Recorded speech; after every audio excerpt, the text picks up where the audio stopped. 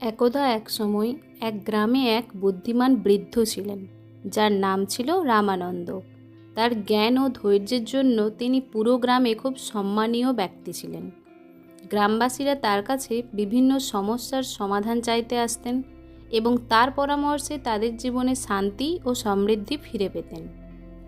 একদিন গ্রামের এক যুবক সুশীল রামানন্দের কাছে এসে তার চিন্তাগুলির বিষয়ে পরামর্শ চাইল। সুশীল বলল, বাবা, আমি সবসময় চিন্তা করতে থাকি। আমি চিন্তা করি আমার কাজগুলো সঠিকভাবে হচ্ছে কিনা, আমার ভবিষ্যৎ কেমন হবে, সব কিছু নিয়ে আমি চিন্তিত।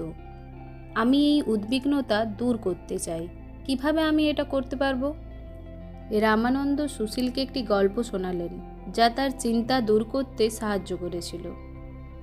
রামানন্দ বললেন, এক ছোট্ট পাখি এক বনাঞ্চলে বাস করত। পাখিটির জীবন ছিল শান্ত এবং সুন্দর, তবে একটি সমস্যা ছিল। প্রতিদিনই তার নীড় ভেঙে যেত।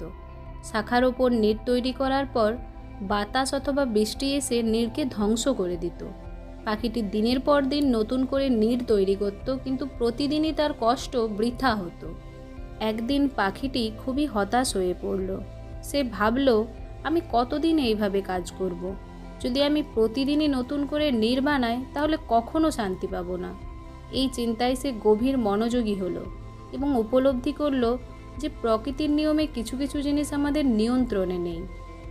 তারপর পাখিটি নিজেকে আশ্বস্ত করলো। সে বুঝতে পারল যে সে যা করতে পারে তা হলো তার সাধ্যমতো চেষ্টা করা।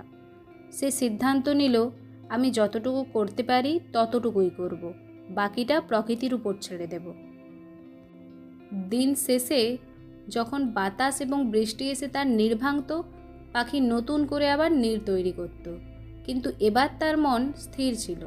সে জানতো যে কিছু কিছু বিষয় তার নিয়ন্ত্রণে নয়, আর এ কারণে তাকে উদ্বিগ্ন হতে হবে না। প্রকৃতির নিয়মের সঙ্গে সামঞ্জস্য রেখে চলা তার শান্তির মূল চাবিকাঠি ছিল। রামানন্দের গল্প শুনে সুশীল চিন্তা করতে লাগলো। তার মনে হলো সে নিজের জীবনের অনেক কিছুই নিয়ন্ত্রণ করতে চায়, কিন্তু কিছু কিছু বিষয় তার নিয়ন্ত্রণের বাইরে। এই বুঝতে পারা তার উদ্বিগ্নতা দূর করতে সাহায্য করলো। রামানন্দ বললেন, তুমি যদি সব কিছু নিয়ন্ত্রণ করতে চেষ্টা করো, তাহলে শুধু উদ্বিগ্নই থাকবে। বরং তুমি যেটা করতে পারো সেটা ভালোভাবে করো এবং বাকি বিষয়গুলো প্রকৃতির উপর ছেড়ে দাও। জীবনের সুখ তখনই আসবে যখন তুমি তোমার সীমাবদ্ধতাগুলো বুঝবে এবং শান্তির সাথে চলবে। সুশীল রামানন্দের পরামর্শ মেনে নিল।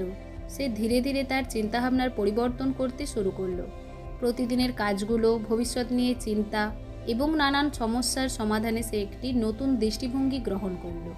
সে বুঝতে পারল যে কিছু কিছু বিষয় নিয়ন্ত্রণের বাইরে থাকা স্বাভাবিক এবং এগুলোর জন্য উদ্বিগ্ন হওয়া অপ্রয়োজনীয়।